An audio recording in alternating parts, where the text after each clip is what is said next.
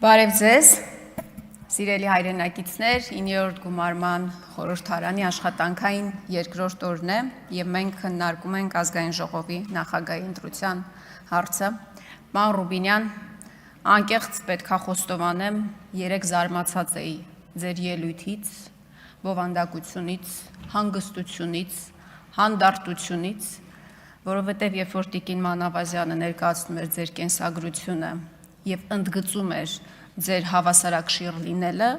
անկեղծ ասած գործընկերների հետ հիշում էինք վերջին 1-2 տարվա ընթացքում, կներեք, բայց ոչ այդքան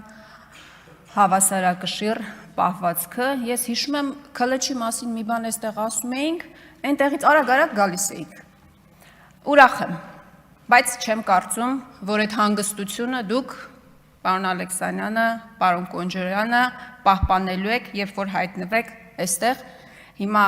այդ ծանր բեռը ուսերին է պարոն Հասանովի և վստահաբար, երբ որ այդ քաղաքական պատասխանատվությունը այլևս ձեր ուսերին լինի, այն հանդարտությունը, այն համեստությունը, որ ցուցաբերելու եք, վստահաբար չի լինելու։ Սիրելի հայրենակիցներ, ինչպես ասում են, 3 բանի անվերջ կարելի է նայել։ Հոսող ջրին, վառվող կրակին, մեկ էլ թե ոնց է ԿՊ-ն օրեր շարունակ փորձում ապացուցել, որ ինքը ժողովրդավար է, որ ինքը ընտրություններ չի կեղծել։ 3 բանը հասավ այնտեղ, որ ԿՊ-ական պատգամավորը ասում է, ով որ ընտրություն է կեղծել, շանտղա է։ Ժողովուրդ ջան, սուս մնացեք, ժողովուրդ ջան, դուք օրը ցերեկով 60,000 քաղաքացու ձայն գողացել եք, օրը ցերեկով եք գողացել, հա, քվյաթերթիկները չեք տարել, չգիտեմ, որտեղ պահել, չգիտեմ ինչեր չեք արել, պարոն Արայիկ Հարությունյան, շատ ուրախ եմ, որ այստեղ եք, ես վստահ եմ, որ մենք դեռ բազմաթիվ առիթներ ունենալու ենք տարատեսակ հարցերի շուրջ երկխոսություն ունենալու, շատ ուրախ եմ նրա համար։ Այո, դուք մեկ քլիկով գողացել եք 60,000 քաղաքացու ձայն, դուք մանդատագողեր եք, փորձեք առերեսվել այդ իրակալության հետ, դուք ժողովրդավարության հետ կապ չունեք այլևս, դուք ժողովրդավարության հետ կապ ունեք այնքան, որքան ընդդիմության վրա հարձակվող կարմիր բերետավորները դիվանագիտական արվեստի, դուք այդքան կապ ունեք ժողովրդավարության հետ, դուք ինչ կապ ունեք ժողովրդավարության հետ, բայց մանդատները գողանալով միայն չեք բավարարվել, դուք այդ մարդուն հիմա ունեզրկում եք, ես երբեք չեմ կիսել Գագիկ Ծառուկյանի քաղաքական ճաշակը, երբեք չեմ կիսել, բայց դուք այդ մարդու ձեները գողացել եք, մանդատները գողացել եք, հիմա էլ ոտնձգություն եք իրականացնում իր ունեցվածքի նկատմամբ։ Գործընկերներ ջան, նկատել եք, այդ մարդը Արարատ անունով ինչ ունի, հիմա վերցնում են, ֆիքսել եք դա։ Ես վստահ եմ անգամ, որ ունեցվածքը չի հարցը, այդ ցուցանակներն է հարցը։ Արարատ կոնյակի գինու օղու կոմբինատի ցուցանակը հանելն է երևի հարցը։ Արարատ ցեմենտ գործարանի ցուցանակը հանելն է խնդիրը։ Դարպասներն էլ չի ոնց որ վստահեցնում եք։ Ես վստահ եմ, որ խնդիրը դա է։ Կամ պարոն Ալեքսանյան, մուլտիվելնեսը, եթե չեմ սխալվում, այնտեղ եք, չէ՞, մարզվում։ Այդ մարզվելու ընթացքում էիք հասկացել, որ ապօրինի շինարարությունը ու պետքա քաղաքապետարանը խլի, ու երբ որ պարզվում է գործընկերներ ջան, մերօրյա Հայաստանում, իրական Հայաստանում, ինչպես պնդում է այս իշխանությունը, երբ որ ցուցանակը փոխում ես, դառնում է օրինակը, մուլտիվելնես այլևս օրինակն է, որտև այս իշխանությունները խլել են, իրենց ցուցանակը փակցրել են։ Ես ուրախ եմ, պարոն Ալեքսանյան, որ դուք հիմա օրինական մարզասրահում եք այլևս ֆիզիկական հաջողություններ արձանագրելու։ Դուք կատակը մի կողմ ժողովրդավարության բաստիոն էիք, չէ՞ խոստանում։ Ոչ թե բաստիոն, մի ամբողջ թագավորություն եք կառուցել, պարոն Ռուբինյան։ Մի ամբողջ թագավորություն, ստի, կեղծիքի, ապօրինությունների, անօրինականությունների, բռնաճնշումների, դուք այդ դրա թագավորությունն եք կառուցել։ Պարոն Ռուբինյան, դուք երեք ասում եք, որ քաղաքական ճնշումներ չկան, դուք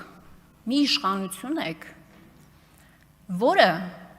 քաղաքացուն, կլինի բլոգեր, շարքային քաղաքացի, գրառման համար պոլին եք պարկացնում ոստիկանությունը,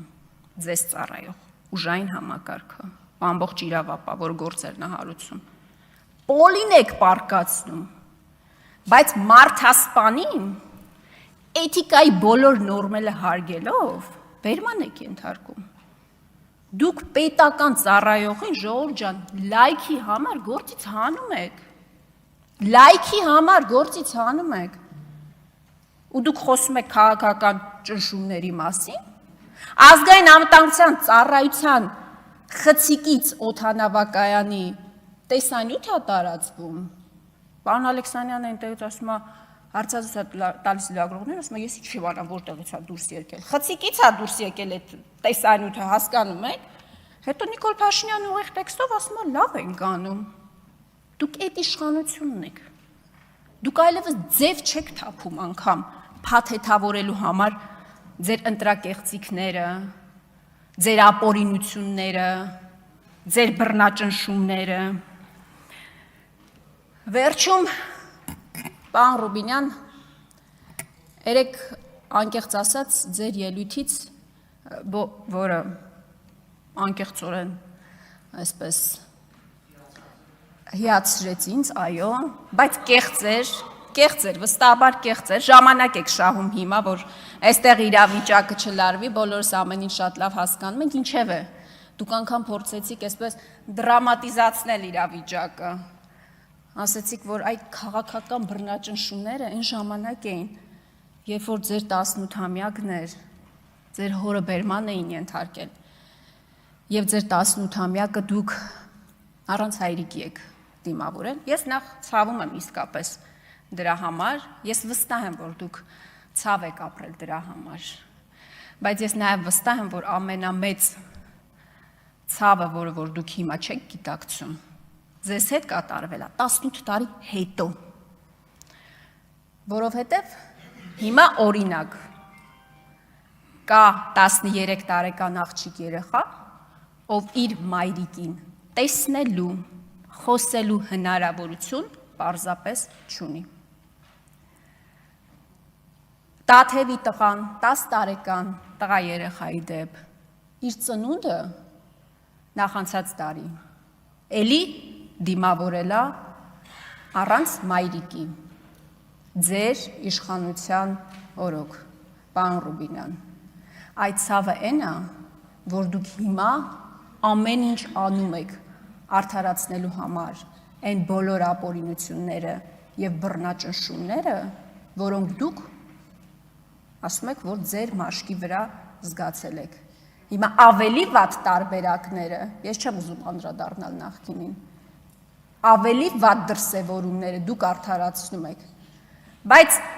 անկախ ամեն ինչից, գիտեք, երբ որ դուք ասում եք, որ 18-ամյակս առանց հայրիկի եմ դիմավորել, նստած գիտեք ինչ էի մտածում, նախ մի բերեք էլ ես օրինակը, գիտեք ինչի, որտեվ դուք հավակնում եք ազգային ժողովի նախագահի պաշտոնին, բարձր պաշտոնի, բայց դուք մի իշխանության ներկայացուցիչ եք, որի օրոք, որի պատճառով բազմաթիվ տղաներ այդպես էլ մնացին 18 տարեկան, մի բերեք